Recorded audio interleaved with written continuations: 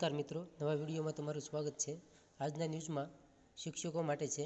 શિક્ષકોને જે પગાર મળતો હતો ફિક્સ પગાર, તેમાં સુધારો કર્યો છે અને નવો પગાર અહીંયા રજૂ કર્યો છે।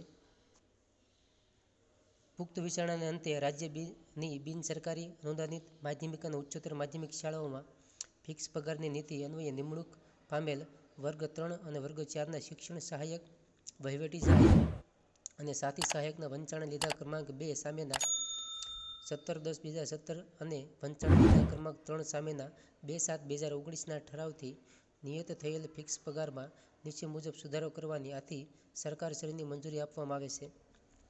અહીંયા જોઈ શકો ફિક્સ પગાર 16,224, જેનો સુધારેલો પગાર 21,100 રૂપિયા છે। 19,950, જેનો 26,000, 31,340, જેનો 40,800, 38,090, જેનો 49,600 રાખવામાં આવ્યો છે।